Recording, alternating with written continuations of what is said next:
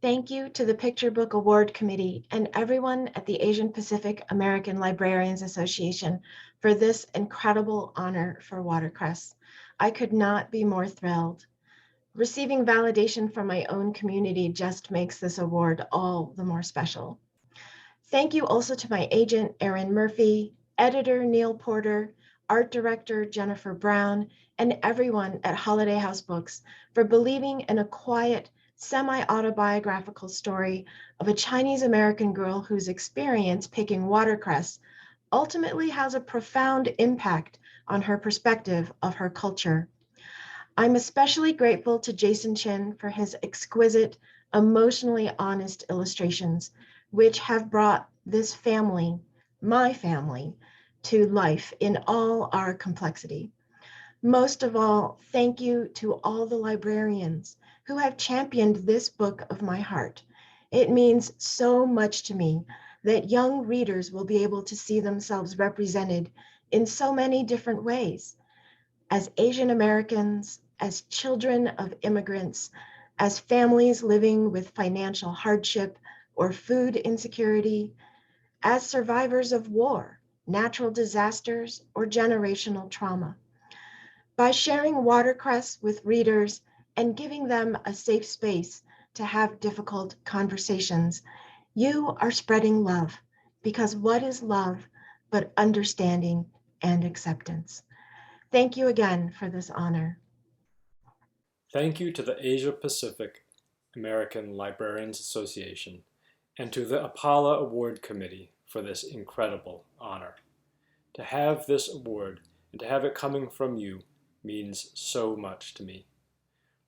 Thank you to everyone at Holiday House. This book was a team effort, and everyone who worked on it and who worked on getting it into the hands of as many readers as possible deserves credit for its success. Thanks especially to Neal Porter and Jennifer Brown. Your vision and patience and guidance made all the difference. Thank you to Derek Stortle for being a champion of this book. I'm so happy to have a home at Holiday House.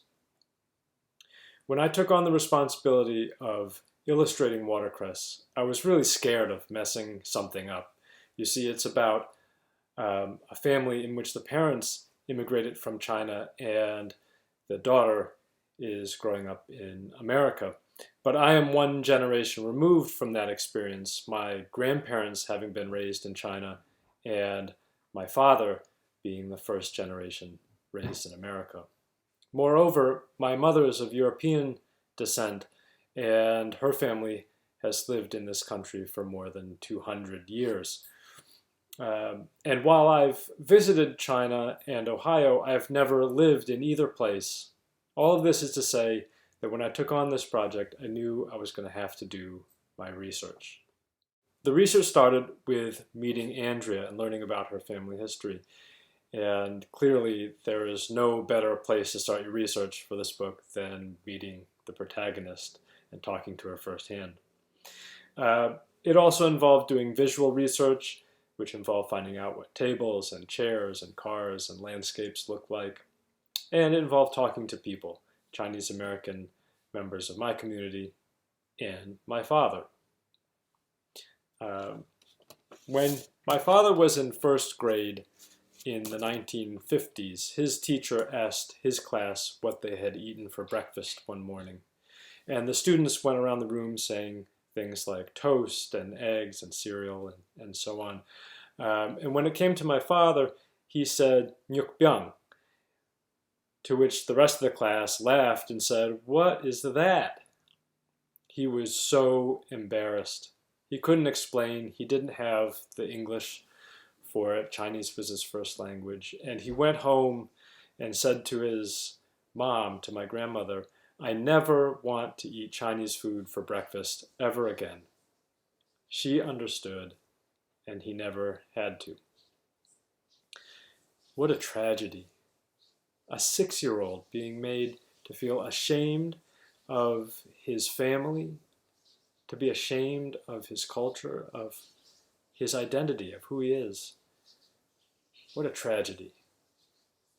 But imagine if that teacher and those classmates had understood his point of view? What if they knew his story and could empathize with him?